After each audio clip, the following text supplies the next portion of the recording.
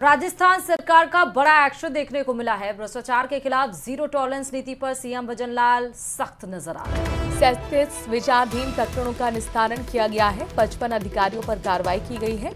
9 police निरीक्षक अनिवार्य सेना निवृत्ति के जरिए सेवा से बाहर किए गए हैं। नियम विरुद्ध भू आवंटन मामले में आईएएस अधिकारी पर ये अनुशासनात्मक कार्रवाई की गई है।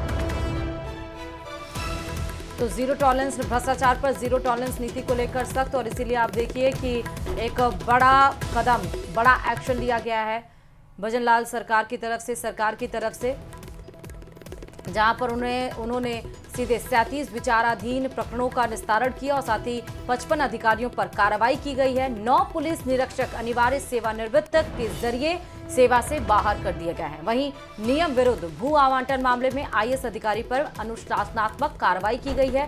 भ्रष्टाचार के मामले में 6 अधिकारियों के खिलाफ अभियोजन की स्वीकृति है। 2 आरएस अधिकारियों पर भ्रष्टाचार निवारण अधिनियम के तहत जांच की अनुमति भी दी गई है।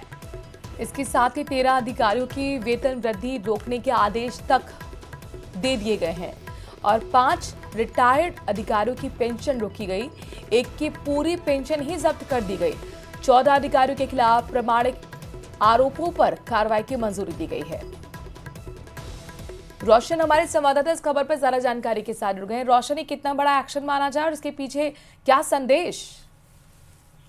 जी बिल्कुल, देखिए, मुख्यमंत्री भजनलाल शर्मा की अनुशंसा के ऊपर कहा जा सकता है कि प्रदेश के अंदर जीरो टॉलरेंस नीति किस तरीके से स्थापित हो, इसको लेकर लगातार जो है राज्य सरकार एक्शन लेती रहती है। कल कहा जा सकता है कि 37 विचाराधीन जो प्रकरण थे, जो भ्रष्टाचार से जुड़े हुए थे, उनके अंदर जो है वो सरकार की ओर से जो कार्रवाई की गई है, करीब 55 जो अधिकारियों के ऊपर ये जो है कार्रवाई की गई है। 9 पुलिस निरीक्षकों को अनिवार्य जो है सेवानिवृत्ति दे दी गई है।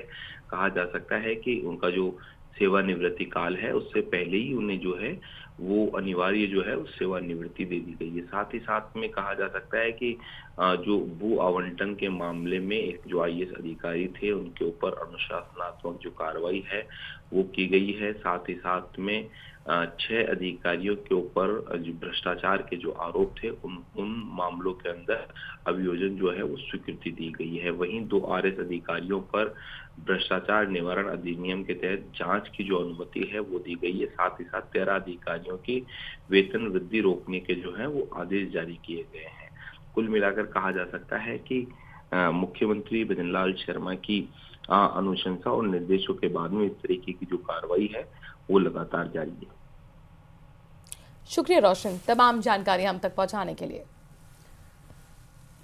तो ये बहुत बड़ा एक्शन उन तमाम भ्रष्टाचार करने वाले अधिकारियों पर सरकार की तरफ से किया गया। सीधा संदेश कि जो भ्रष्टाचार करेगा वो रपेगा।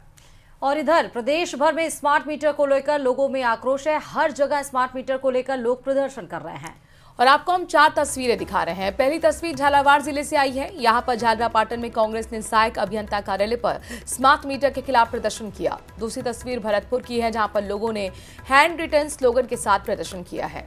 तीसरी तस्वीर डीडवाना की है, जहां लाडनू विधायक मुकेश भाकड़ ने समर्थकों के साथ कलेक्ट्रेट कार्यालय का घेराव कर दिया और इस दौरान पुलिस और विधायक के समर्थकों के बीच तीखी नोकझोंक भी देखने को मिली।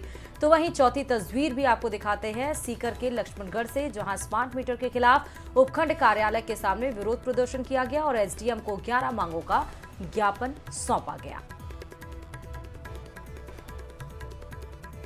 तो स्मार्ट मीटर को लेकर अलग अलग राज्य के अलग अलग जिलों में विरोध प्रदर्शन देखने को मिला है। कांग्रेस इसके खिलाफ आप देख रहे हैं कि एक तरह से अभियान समझिए चला रही है स्मार्ट मीटर के खिलाफ, लेकिन लोगों में भी आक्रोश है। कहना यह है कि जो बीजेपी का स्मार्ट मीटर का जो प्लान है, लोगों का ये कहना है कि स्मार्ट मीटर के जरिए लोगों के बिल ज्यादा आ रहे हैं।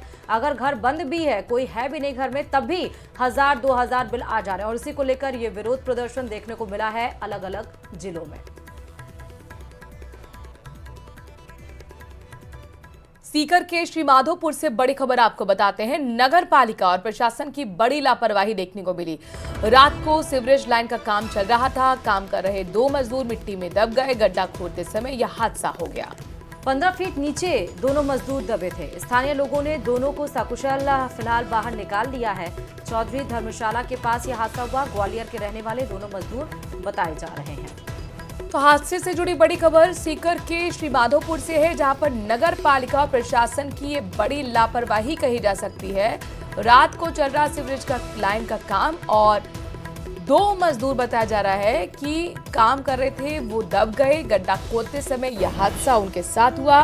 15 फीट नीचे दबे थे दोनों मजदूर। सकुशल। अच्छी बात यह है कि राहत की बात इस खबर में निकल कर ये आई कि स्थानीय लोगों ने दोनों को सकुशल बाहर निकाल लिया है। लेकिन कुल मिलाकर ये एक बड़ी पोल प्रशासन की खोल रहा है, ये लापरवाही जो कि भारी पड़ सकती थी।